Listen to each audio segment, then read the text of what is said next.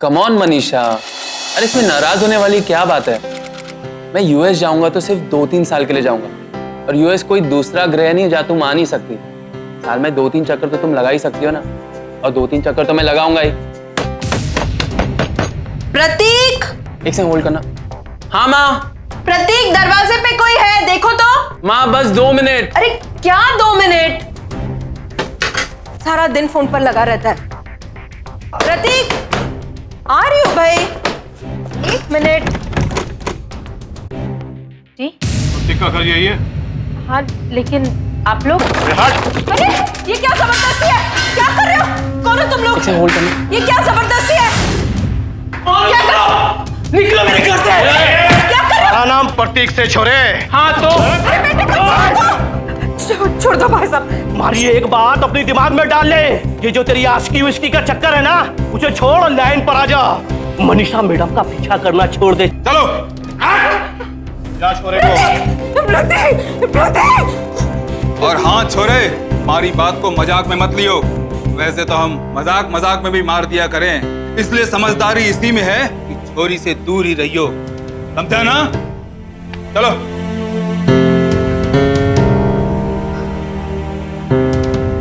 सुलेखा वत्स इन चंद लोगों की हिम्मत देखकर अचंभित थी। उनका बेटा प्रतीक भी इस घटना पर यकीन नहीं कर पा रहा था। वो दोनों ही ये देखकर आश्चर्यचकित रह गए थे कि कोई भी प्यार का इतना बड़ा दुश्मन कैसे हो सकता है।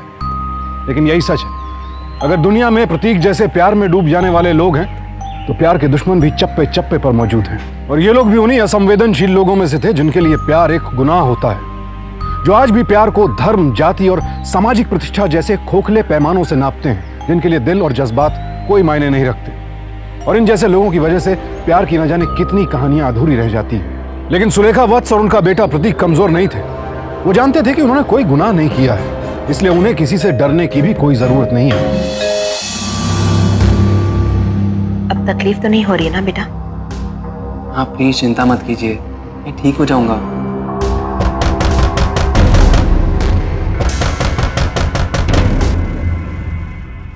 नहीं, मैं देखती हूँ।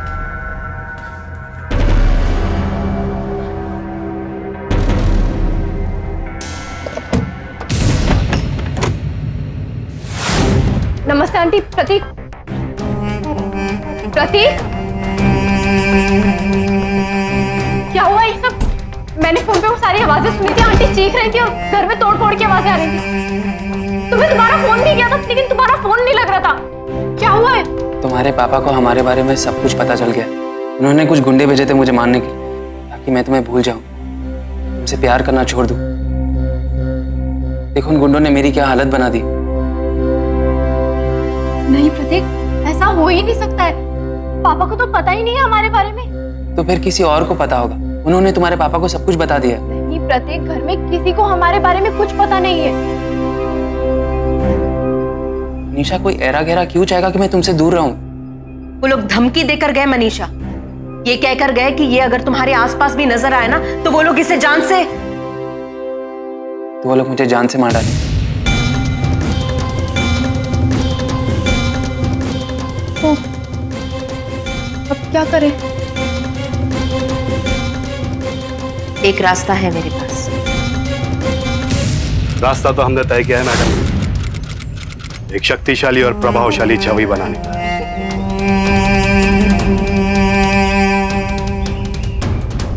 बरसों की मेहनत और तपस्या के बाद एक छवि बनती है। हर किसी की बूते की बात नहीं होती ऐसी छवि बनाना। आधे लोग तो आधे रास्ते में ही पस्तों के हथियार डाल देते हैं। चंद लोग ही ऐसी छवि बना पाते हैं। और आप ये चाहती है कि मैं 30 साल की मेहनत को यूं पानी में फेंक दूं, उछाल दूं अपने छवि को पूरे बाजार में? आप गलत समझ रहे हैं भाई साहब। वो आप ऐसा कैसे बोल सकते हैं? मेरा बेटा पढ़ा लिखा है, समझदार है। अब आगे पढ़ाई करने के लिए भी प्रतीक अमेरिका जा रहा है। और सबसे बड़ी बात तो ये है कि ये दोनों एक दूसरे से बहुत प्यार करते हैं। मनीषा को बहुत खुश रखेगा प्रतीक। आप ही छवि बिगाड़ने वाली बात तो कोई है ही नहीं। प्यार मोहब्बत की बातें बहुत हो गई मैडम, अब जाति वाती की बात कर लें। आप क्या चाहते हैं? कि मैं इस शादी के लिए हाँ कर दूं और पूरी बिरादरी में सबको हंसी का मौका दे दूं? मैडम, अगर मैंने इस शादी के लिए हाँ कर दी ना, तो समाज में मेरी नाक कट जाएगी। भाई साहब, ये जाति वाती ये सब आजकल कौन मानता है? जी अंकल, मुझे और मनीषा को जाति से कोई प्रॉब्लम नहीं है। और जब हमें प्रॉब्लम नहीं है तो आप जाति को बीच में क्यों ला रहे हैं? बेटा, अब तुम हमें सिखाओगे कि हमें क्या करना है और क्या नहीं करना। तुम्हें यहाँ बुलाया बिठाया, हमारे सामने बोलने की परमिशन दी, इसका ये मतलब नहीं है कि तुम हमारे सर पे चढ़ जाओगे। अब ये मुद्दा खत्म, समझे? तुम दोनों की शादी नहीं हो सकती। अंकल, मैं और मनीषा एक दूसरे से बहुत प्यार करते हैं और शादी भी करना चाहते हैं। हम कोई कानूनी जुर्म तो नहीं कर रहे ना अंकल? बहुत हो गई बहस, चलो निकलो अब यहाँ से। पापा,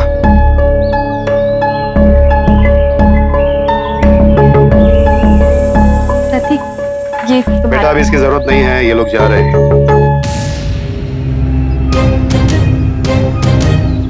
क्यों मैडम? सनी बेटा, इन लोगों को बाहर तक छोड़ा। जी पापा।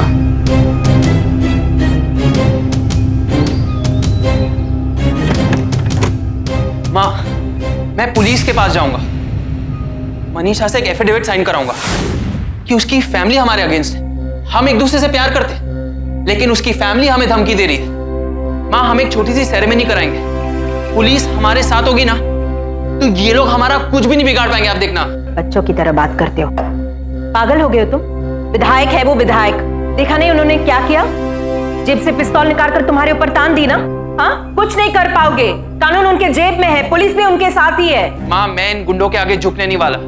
मैं मनीषा से प्यार करता हूँ, मैं उसे जबरदस्ती भगा के तो नहीं लेकर जा रहा। प्रतीक, तुम समझते क्यों नहीं हो? हाँ बेटा, मैं भी तो चाहती हूँ कि तुम दोनों की शादी हो जाए, तुम दोनों सुख शांति से रहो। मैं सिर्फ इतना कह रही हूँ बेटा कि मनीषा से कुछ दिनों तक मत मिलो।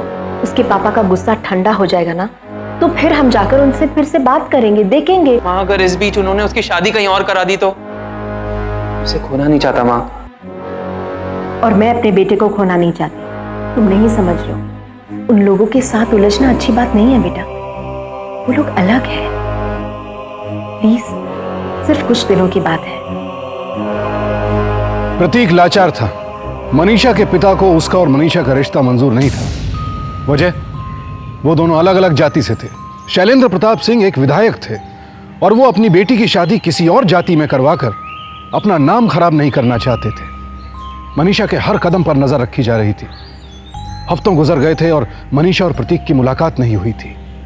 लेकिन आखिर मनीषा को एक रास्ता दिखाई दिया। उसने अपने एक रिश्तेदार की शादी में प्रतीक को बुलवा लिया। बेटा अब चलना चाहिए। जी माँ, एक बार गीता से मिलके आ जाऊँ, फिर चलते हैं। देर मत करो, तुम्हारे पापा गुस्सा होंगे। जी, एंगेजमेंट खत्म होने वाली है, अभी तक आया ही नहीं है। कोई बात नहीं दीदी, सब्र करो, आता ही होगा।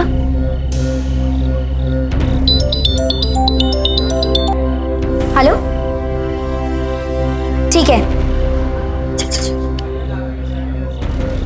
मनीषा,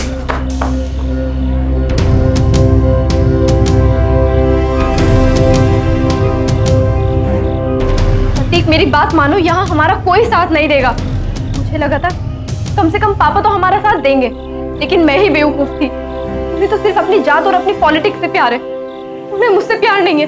प्रतीक, हम लोग एक काम करते हैं, हम लोग यहाँ से भाग जाते हैं, हम लोग कहीं दूर जाके रह लेंगे। मनीषा, संभालो अपने आप को। प्रतीक, तुम बात समझने की कोशिश नहीं कर रहे हो, ये लोग मार डालेंगे हमें। मनीषा, क्यों मार डालेंगे? हम प्यार करते एक दूसरे से, कोई जुर्म नहीं कर रहे। इसमें डर के भाग जाने का क्या मतलब?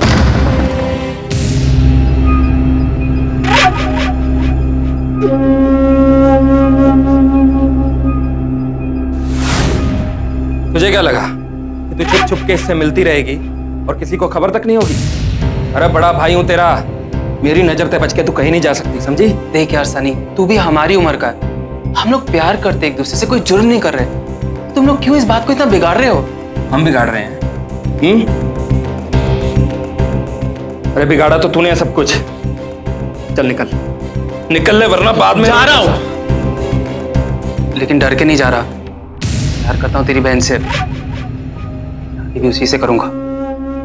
वो तो हम बाद में देखेंगे बेटा, अभी के लिए तू बस निकल। और मैं तेरे आशिक को बाहर छोड़ने जा रहा हूँ, तब तक तू यहीं रहेगी सब्जी।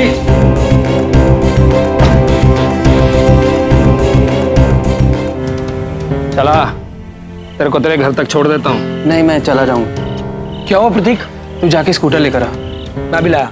अरे छोड़ स्कूटर को, तेरे को गाड़ी में छोड़ता हूँ। डाल गाड़ी में, डाल डाल, खोल खोल खोल खोल, डाल डाल डाल।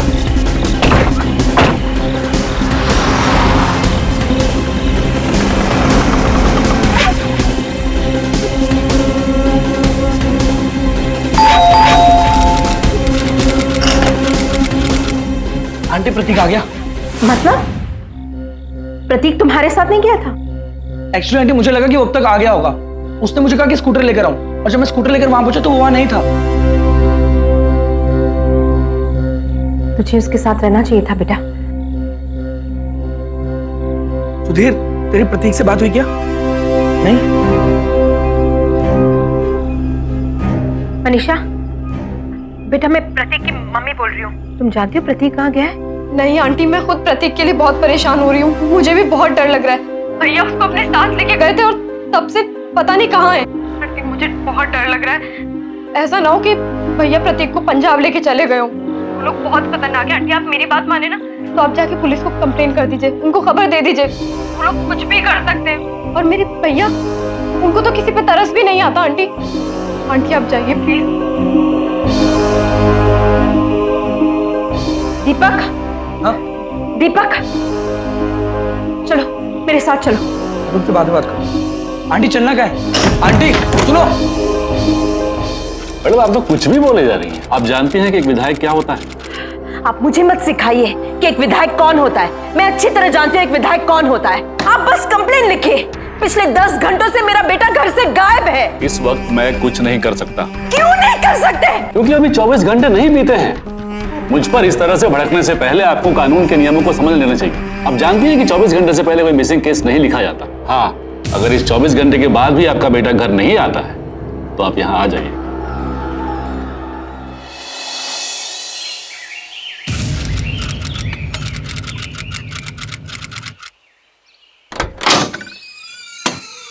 क्या बात है?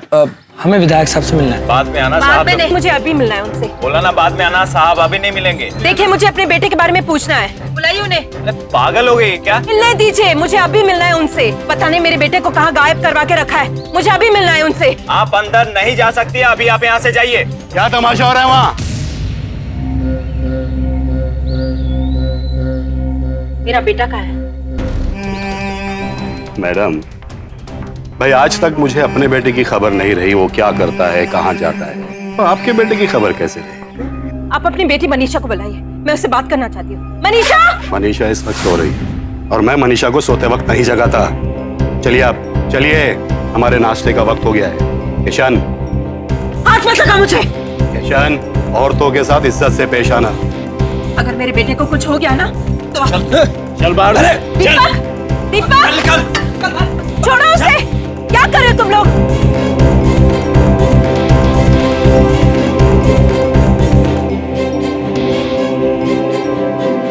सनी, कहाँ है बेटा? अरे भाई अभी तक कुछ किया या नहीं? हाँ?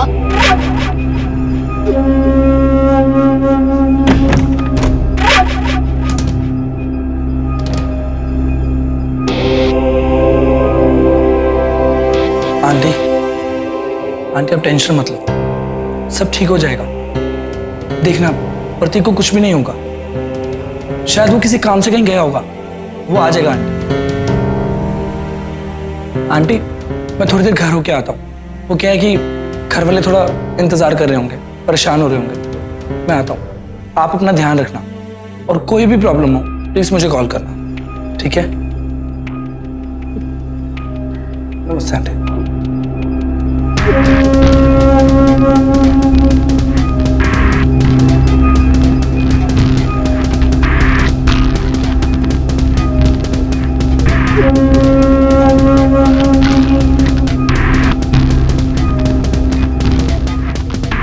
प्रतीक मुझे बिना बताए कहीं नहीं जा सकता।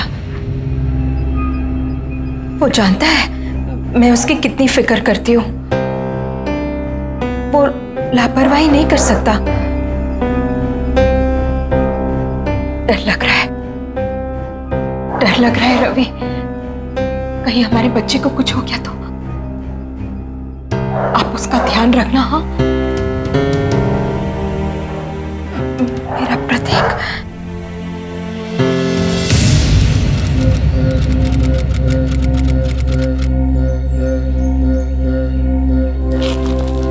अरे वाह, नया जूता। दूसरा कहाँ है?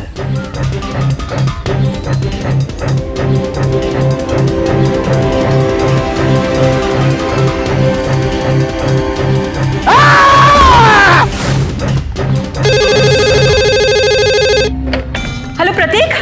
क्या आप प्रतीक वत्स की माँ बोल रही हैं? जी मैडम, जंगल में हमें एक लाश मिली है जिसे पहचानना बहुत मुश्किल है। जिस तरह की चीज आपने बताई थी वो लाश के पास बरामद हुई है। आपको शिनाख्त के लिए आना पड़ेगा। हाँ?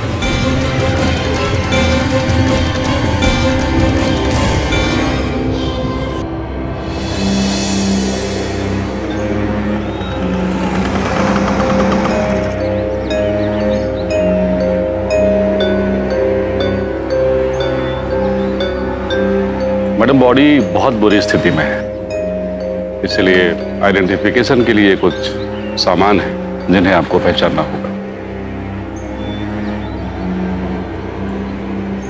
घड़ी, ये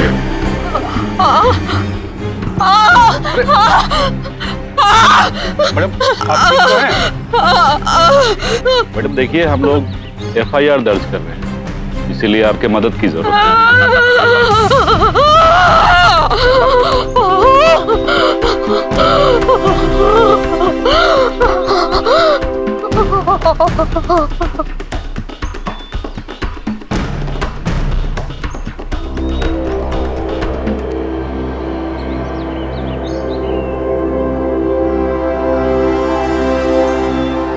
इंस्पेक्टर,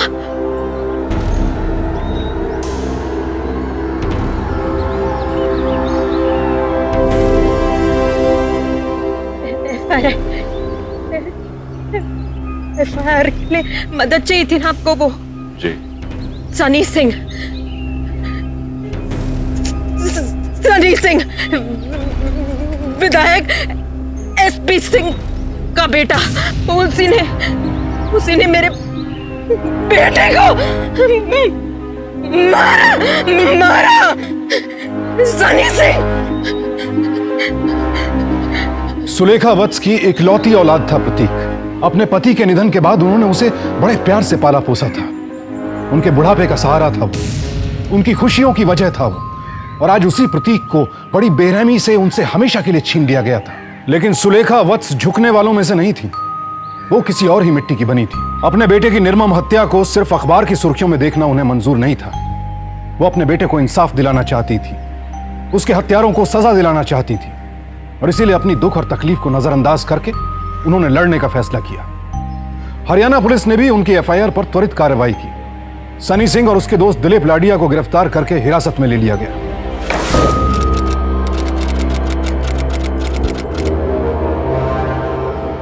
प्रतीक वत्स, तुम दोनों ने मारा उसे? अरे आप भी मजाक की बात करते हो इंस्पेक्टर साहब। अरे हम नहीं मारेंगे तो और कौन मारेगा? वो साला मेरी बहन के साथ भागने का प्लान कर रहा था, मार दिया साले ने। कैसे मारा? इंस्पेक्टर साहब, ये तो फिर बहुत लंबी कहानी हो जाएगी। अरे तो हमें कौन सी ट्रेन पकड़नी है, बहुत समय है हमारे पास। रिचर्ड, इन दोनों के लिए चाय मंगवाओ, आराम से बताओ कैसे मारा तुमने उसे। हमारे एक रिश्तेदार की शादी थी महरौली में, और वो साला भी वहीं आया हुआ था मेरी बहन से मिलने के लिए। बस फिर वहीं उठा लिया उसे। इसने घुमा के हॉकी मारी उसके सर में और वो वहीं बेहोश हो गया। फिर धरा उसको गाड़ी में और लेके गए सीधा जंगल।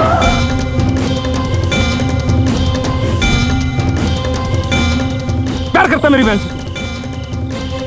लिया, मैं करवाता हूँ अभी।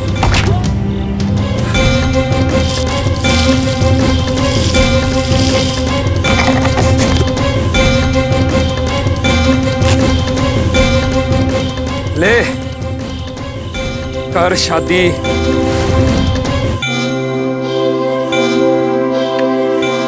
जब तुमने अपना जुर्म कबूल कर ही लिया है तो सजा भुगतने के लिए तैयार हो जाओ।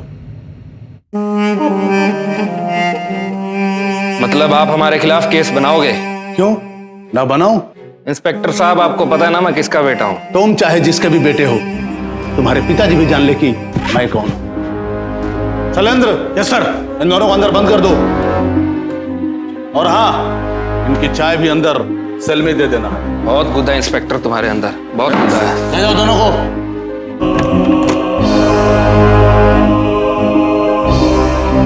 नमस्ते, कहिए। हमें मनीषा से मिलना है, जरा बाहर बुलाएंगे उसे? मनीषा तो पढ़ाई के लिए लंदन गई है, वो तो 1 साल बाद आएगी। सही टाइम पे भेज दिया बेटी को बाहर। विधायक जी घर पे हैं या वो भी लंदन चले गए? वो तो विधानसभा गए हैं। चलो। नमस्कार हुडा साहब, सुना है आप हमसे मिलना चाहते थे। हमारा नाम एसपी सिंह है, हम इस इलाके के विधायक। अरे नमस्कार नमस्कार, मैं आपसे मिलना चाहता था, तशरीफ रखिए। जी। आपने क्यों कष्ट किया? कहलवा देते तो हम खुद आपसे मिलने आ जाते। वो क्या है कि जब से इस इलाके में आए हैं आपसे मेरी मुलाकात नहीं हुई, सोचा था आमने सामने बैठ के कुछ आदान प्रदान कर लेंगे।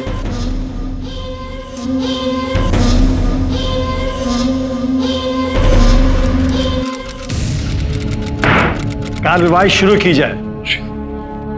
जी, मैं प्रतीक के साथ शादी पे वहां गया जरूर था, पर मैंने उसे सनी के साथ वहां नहीं देखा। प्रतीक इनके साथ वहां से गया था या नहीं? जी, मैं ये नहीं कह सकता। माय लॉर्ड, अब मैं आपके सामने इंस्पेक्टर राकेश हुड्डा को पेश करना चाहूंगा।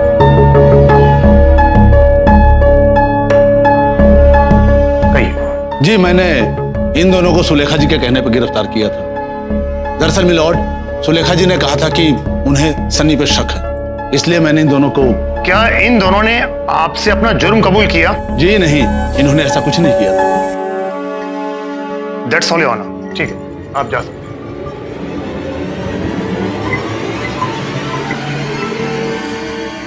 ये आप क्या कर रहे हैं?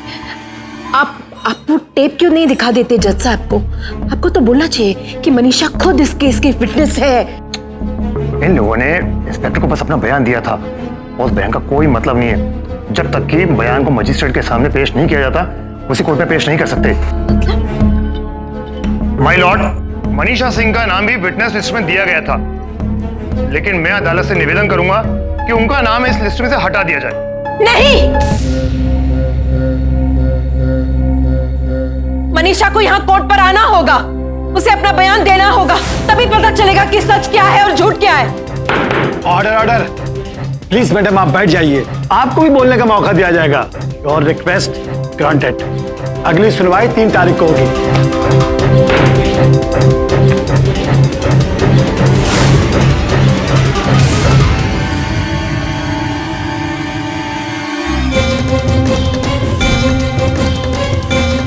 अपना ईमान कितने में बेचा? इन्होंने अपना दाम बोला, इनको इनका दाम मिल गया। आप भी अपनी कीमत बता दीजिए मैडम, आपको आपकी कीमत मिल जाए। अफसोस है, आपका बेटा चला गया बेचारा। आपकी लड़के की जगह आपका खर्चा हम संभाल लेंगे। हाँ मैडम, क्यों खामखा परेशान हो रही हैं आप? यहाँ से वहां, वहां से यहाँ भटकते रह जाएगी, हमारा कुछ नहीं होने वाला।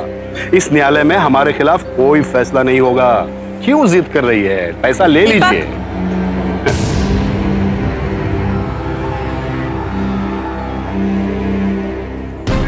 तुम्हारा दोस्त था वो दीपक, बचपन का दोस्त। तुम्हें मेरा साथ देना चाहिए। कितनी बेरहमी से उन्होंने मारा है तुम्हारे दोस्त को। मुझे भी मार डालेंगे अगर मैंने आपका साथ दिया तो। सॉरी आंटी, मुझे नहीं पढ़ना इन चक्करों में। सॉरी।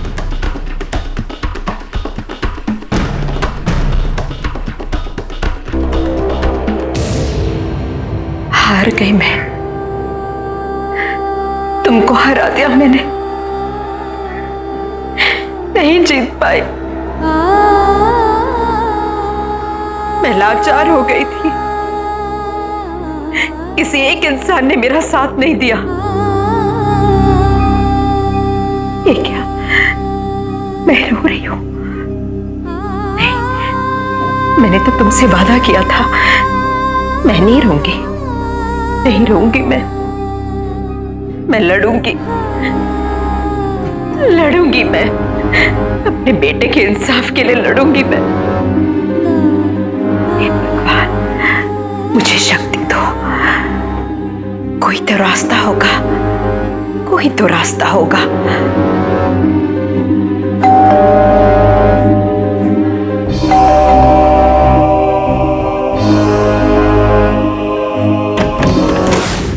नमस्ते, मैं अमित त्रिवेदी हूँ। प्रतीक के बारे में सुना, बहुत अफसोस हुआ। आंटी, मैं आपकी मदद करना चाहता हूँ। कैसी मदद? मैंने इस केस के हर मूव पे लगातार नजर रखी और मैं ये समझा हूँ कि अब आपके लिए इस केस में मुश्किल से ही कोई उम्मीद बची। मैंने पहले ही बहुत लोगों पर भरोसा करके बहुत तकलीफ झेल चुकी हूँ, अब और भरोसा नहीं कर सकती। नहीं आंटी, एक मिनट, आप मेरी बात तो सुनिए। मैं पिछले 10 साल से वकालत कर रहा हूँ। ऐसा नहीं है कि मैंने हर केस जीता ही, थोड़े बहुत केस हारे भी हैं, लेकिन ये वो केस थे जिनमें सच में कोई दम नहीं था। आपके केस में तो आपको साजिश करके हराया जा रहा है। आपने मदद करने की सोची, उसके लिए बहुत बहुत धन्यवाद, लेकिन मुझे आपकी मदद की कोई जरूरत नहीं। Thank you. आप मेरी बात तो सुनिए आंटी, आप मेरी बात सुनिए। आंटी, आप अकेले उनसे नहीं लड़ सकती हैं। अरे वो बहुत ताकतवर है, पुलिस खरीद रखी है उसने, सारे सबूत और गवाह खरीद रखे हैं, लेकिन मैं उनकी चालाकी का तोड़ निकाल सकता हूँ। देखिए, मैं आपके ही मोहल्ले में रहता हूँ। प्रतीक को रोज सुबह शाम गली से आते जाते देखता था, मेरे छोटे भाई जैसा था वो, और एक दिन उसके मौत की खबर सुनी। मैं आपकी मदद करना चाहता हूँ सच में, और मैं ये काम पैसे के लिए नहीं कर रहा हूँ। आप मेरी बात समझिए।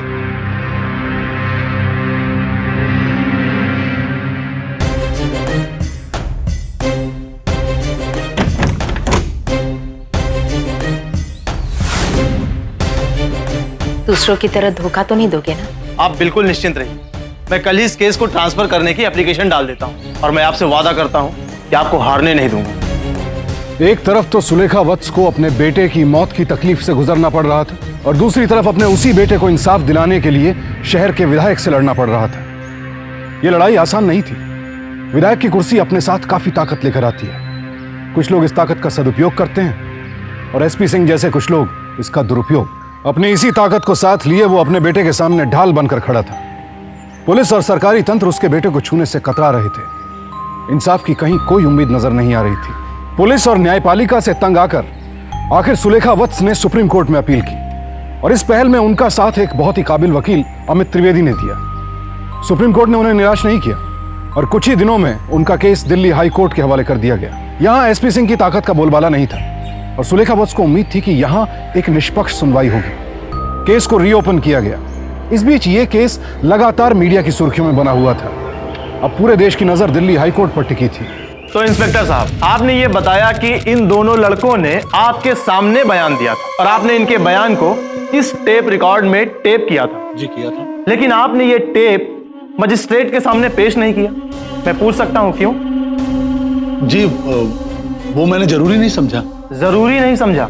आप पुलिस महकमे के इतने अच्छे खासे अनुभवी अधिकारी हैं, और आपने इस टेप को मजिस्ट्रेट के सामने पेश करना जरूरी नहीं समझा? क्या आपको यह नहीं पता कि किसी भी बयान को मजिस्ट्रेट के सामने पेश करना कितना जरूरी होता है?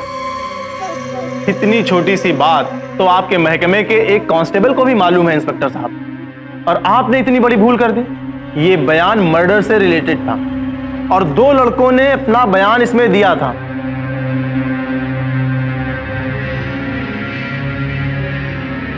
इंस्पेक्टर साहब, 20 सितंबर 2002 यानी प्रतीक की मौत के करीब 1 महीने बाद आपने एसपी सिंह के साथ मिलकर कोई नया बिजनेस शुरू किया है।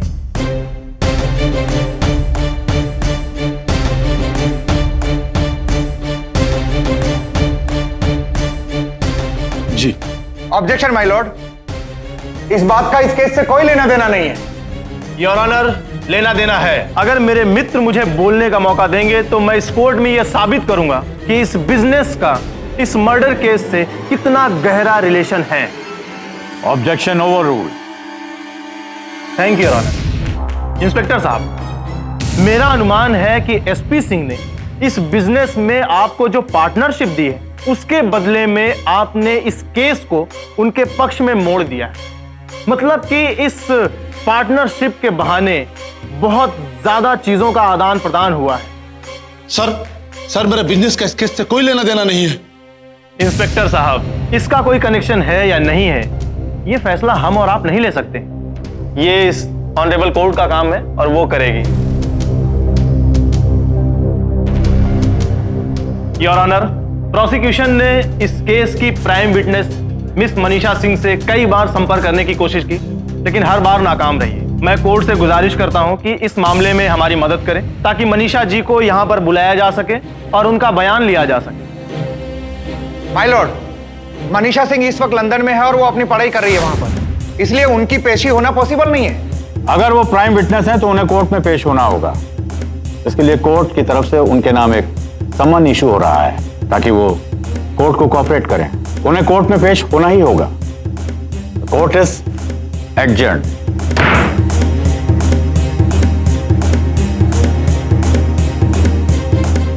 चलिए आंटी।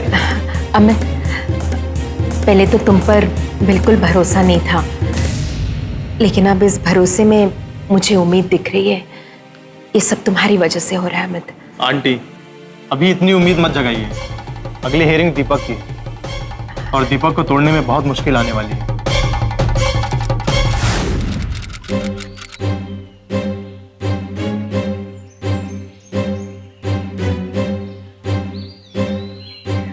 दीपक,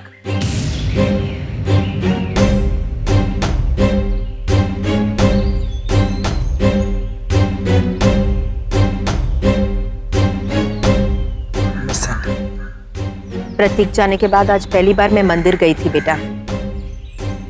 याद है जब तुम दोनों छोटे थे तब तुम दोनों को एक साथ मंदिर ले जाया करती थी। आज उसकी आत्मा की शांति के लिए प्रार्थना की और तुम्हारे लिए भी। प्रसाद,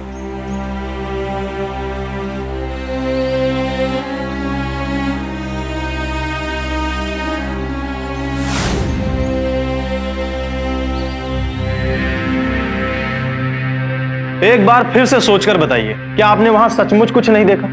कुछ भी नहीं? जी नहीं। तो भैया दीपक, अगर कुछ नहीं देखा तो शादी में गए क्यों थे?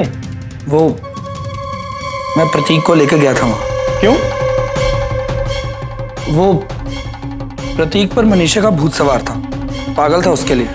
उसने मुझे कहा चल चल, इसलिए मैं गया।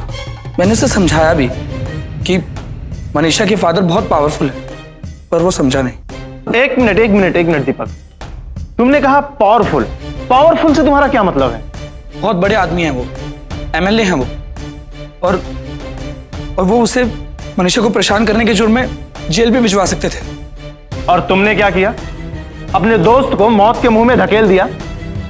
तुम तो उसके बाल सखा थे, बचपन के मित्र थे। अरे तुमको तो अपने आप को प्रतीक का दोस्त कहते हुए भी शर्म आनी चाहिए। ऊपर बैठा प्रतीक भी अपने आप को कोस रहा होगा कि उसने तुम जैसे को अपना दोस्त बनाया है। हाँ, वो ऊपर बैठा मुझे कोस रहा होगा कि मेरा कैसा दोस्त है। मैं इसी लायक हूं जज साहब, मैं इसी लायक हूं। मैं उसका बचपन का दोस्त हूं और मैंने उसके साथ ऐसा किया, धोखा दिया उसे। मैंने आंटी को भी धोखा दिया। सब झूठ बोला मैंने, सब झूठ। तुम कहना क्या चाहते हो दीपक?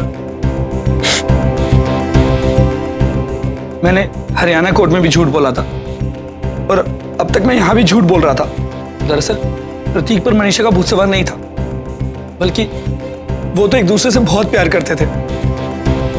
पर मनीषा की फैमिली को ये बात मंजूर नहीं थी। उनको ये रिश्ता मंजूर नहीं था और ये बात प्रतीक ने मुझे बताई भी थी। और फिर मैं उसे मनीषा से मिलवाने भी लेके गया था। आखिरी बार मैंने प्रतीक को सनी और दिलीप के साथ देखा था। और फिर प्रतीक की लाश मिली। दीपक, तुमने ये बात इतने दिन तक छुपाई क्यों? क्योंकि सर, जब से इस केस की सुनवाई शुरू हुई है तब से मुझे धमकियों वाले फोन आ रहे हैं। कौन दे रहा है तुम्हें धमकी? मुझे नहीं पता सर, मुझे कुछ भी नहीं पता।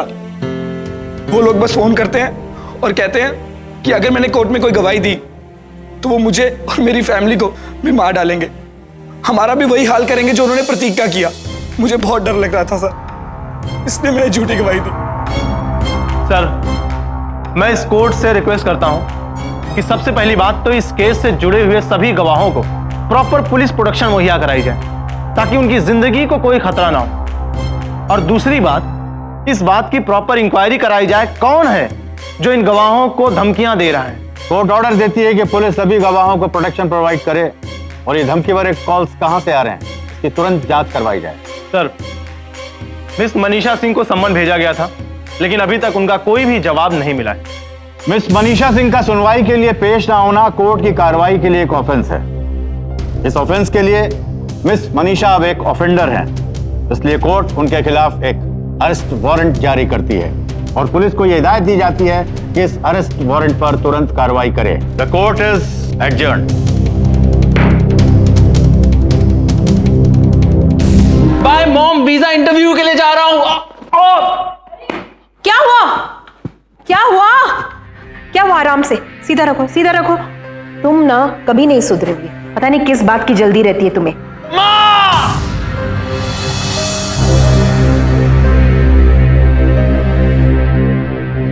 ये क्या, सपने भी तेरी चोट के आते हैं आजकल बेटा, लेकिन अब और दर्द नहीं।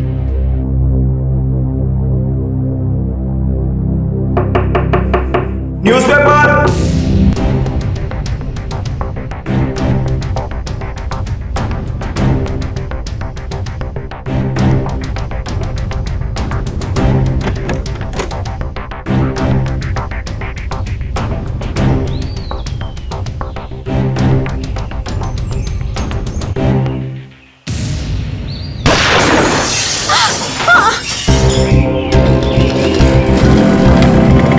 आंटी, हमें फौरन एफआईआर लॉन्च करके आपके लिए पुलिस प्रोटेक्शन मांगनी पड़ेगी। नहीं, ऐसा कुछ भी नहीं करेंगे। वो लोग तो यही चाहते हैं कि हमारा ध्यान इस केस में से हट जाए, लेकिन हम ऐसा नहीं होने देंगे। आंटी, पुलिस अपना काम करती रहेगी। आप तो जानती हैं एसपी सिंह बहुत खतरनाक आदमी, वो चुपचाप बैठने वाला नहीं है। वो मुझे जरूर कुछ नहीं होगा अमित। जब तक मैं एसपी सिंह और उसके बेटे को सजा नहीं दिलवा देती तब तक मुझे कुछ नहीं होगा। और इन छोटी मोटी लड़ाइयों में मुझे समय बर्बाद नहीं करना है। हमें बस इतना ध्यान देना होगा कि उस मनीषा को कोर्ट में कैसे हाजिर किया जाए, बस। प्रतीक की हत्या के बाद से ही मनीषा गायब थी, उसकी कोई खबर नहीं थी। ना तो वो हरियाणा कोर्ट में हुई किसी सुनवाई में आई थी और ना ही उसने दिल्ली हाई कोर्ट में हाजिरी लगाई। जब बार बार सम्मन्स भेजने के बाद भी कोई जवाब नहीं मिला तो उसे कोर्ट के आदेश के उल्लंघन का दोषी पाया गया और उसके खिलाफ वारंट जारी कर दिया गया। वक्त गुजरता गया लेकिन मनीषा को अब तक गिरफ्तार नहीं किया जा सका था। इस बीच सुलेखा वत्स पर हमला भी करवाया गया, लेकिन सुलेखा कदम पीछे हटाने की हद से कहीं आगे जा चुकी थी। वो जानती थी कि केस अब अपने आखिरी पड़ाव की तरफ जा रहा था। मनीषा का बयान बेहद जरूरी हो गया था। उसका एक बयान हत्या का उद्देश्य सिद्ध कर देता और अपराधियों को तुरंत सजा मिल जाती। उन्होंने अपने वकील अमित त्रिवेदी के साथ मिलकर विदेश मंत्रालय से मदद मांगी। ये केस पहले से ही काफी सुर्खियों में था, इसलिए विदेश मंत्रालय ने भी त्वरित कार्यवाही की। जल्द ही मनीषा का पासपोर्ट रद्द कर दिया गया और उसे ब्रिटेन से डिपोर्ट कर दिया गया। आखिरकार मनीषा को कोर्ट में हाजिर होना पड़ा।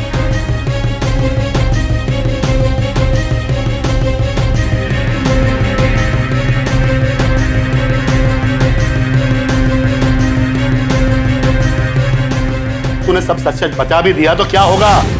तो तेरा भाई मर जाएगा, तेरा भाई। देख देख अपनी मां की तरफ देख।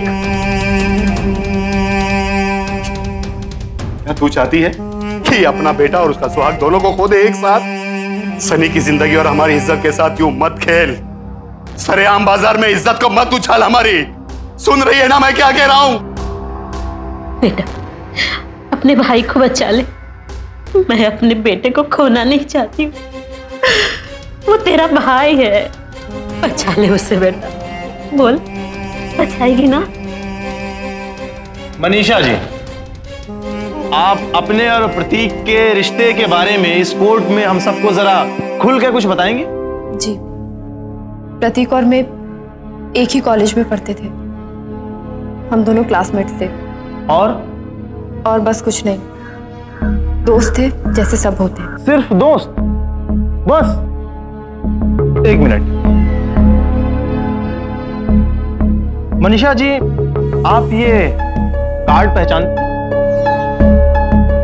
नहीं? ताज्जुब है। अच्छा, इस कार्ड की हैंडराइटिंग को पहचानती हैं? या मैं हैंडराइटिंग एक्सपर्ट्स को बुलाऊं? ये हैंडराइटिंग पहचानने में आपकी याद? इसकी कोई जरूरत नहीं है, ये हैंडराइटिंग मेरी ही है। मैंने ही ये कार्ड प्रतीक को दिया था। कब दिया था? पता नहीं, काफी साल हो गए, मुझे याद नहीं है। चलिए मैं आपको याद दिलाता हूं। आपने ये कार्ड प्रतीक को पिछले साल वैलेंटाइंस डे पर दिया था, याद आया? ये आप कह रहे हैं? नहीं नहीं, ये मैं नहीं कह रहा हूं, ये तो आप कह रही हैं। ये देखिए आपका सिग्नेचर है और यहां पर कुछ लिखा हुआ है, मैं पढ़कर सुनाऊं? माय डियर प्रतीक, मैं ये जिंदगी तुम्हारे बिना नहीं गुजार सकती हूं। तुम मेरी जिंदगी ही नहीं, मेरे सब कुछ हो। Happy Valentine's day. Yours and only your Manisha. कुछ याद आया? मनीषा जी, आमतौर पर ऐसे मैसेजेस एक दोस्त दूसरे दोस्त को नहीं लिखता है। या आप अपने हर दोस्त को ऐसे ही मैसेज लिखते हैं? आपका दिया हुआ ये सबसे रीसेंट कार्ड, जब आप इसको ही नहीं पहचान रही हैं, तो मेरे पास और भी 16 कार्ड हैं, उनको आप कैसे पहचानेंगी भला? और उनमें भी बहुत कुछ लिखा हुआ है, आप उनको पढ़ेंगी या मैं पढ़कर इस कोड को सुनाऊं? क्या दोष है मेरा? आप मुझसे ऐसे क्यों पूछ रहे हैं, जैसे मैंने कोई गुनाह किया हो? प्यार करते थे हम दोनों एक दूसरे से, बहुत प्यार करते थे, लेकिन क्या किसी को प्यार करना कोई गुनाह है?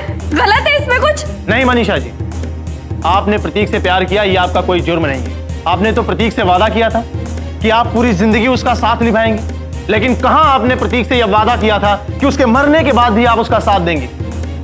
प्रतीक मर गया, प्यार खत्म, कहानी खत्म। लेकिन मनीषा जी, आपका जो जुर्म है ना, वो इस कोर्ट में साबित नहीं हो सकता है।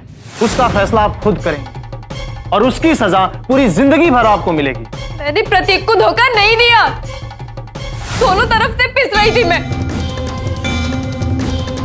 एक तरफ मेरे भाई ने मेरे प्यार को मार दिया, अपना प्यार तो खो ही बैठी थी मैं। अब अपने भाई को भी मौत के मुंह में धकेल लेती। बोलिए आप क्या करती मैं? आंटी मैं प्रतीक को धोखा देना नहीं चाहती थी। आंटी, मुझ पे दबाव डाला गया, मेरी बात का यकीन करिए, वरना ये लोग भी मुझे भी मार देते। और तुम डर गई। मेरे बेटे ने तुम्हारे लिए अपनी जान दे दी मनीषा। कम से कम तुम्हें तो सच बोलना चाहिए था यहाँ पर अदालत में। मुझे तुमसे ये उम्मीद नहीं थी, तुमने भी झूठ बोला। Order order. सुलेखा जी, आप अपनी जगह पे बैठ जाइए। एसपी सिंह को फौरन पुलिस की हिरासत में लिया जाए। इनके खिलाफ हैरेसमेंट, धमकी देना और अटेम्प्ट टू मर्डर का केस चलाया जाए।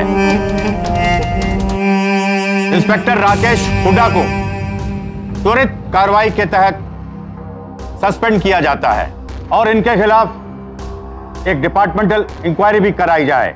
सनी सिंह और दिलीप लाडिया को फर्स्ट डिग्री मर्डर का दोषी पाया जाता है, इसलिए इनको उम्र कैद और 1.5 लाख रुपए का जुर्माना। The court is adjourned.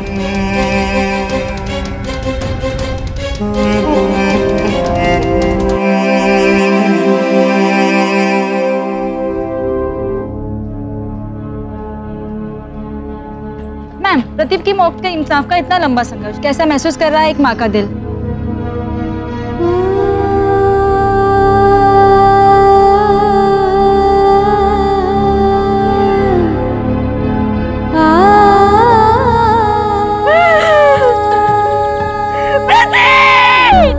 प्यार में डूबे दो जवान दिल, लड़की के परिवार का इनकार, प्रेमी की निर्मम हत्या, एक मां का संघर्ष और अंत में इंसाफ। सुनने में यह सब कुछ किसी फिल्मी कहानी से कम नहीं लगता। यहां भी तो सच की ही जीत हुई, लेकिन हर प्रेमी की मौत को प्रतीक की तरह इंसाफ नहीं मिलता। प्रतीक की ही तरह हर साल हजारों जवान जिंदगियों को ऑनर किलिंग के नाम पर खत्म कर दिया जाता है और मारने वालों को कोई सजा नहीं मिलती। ऑनर किलिंग एक अभिशाप है।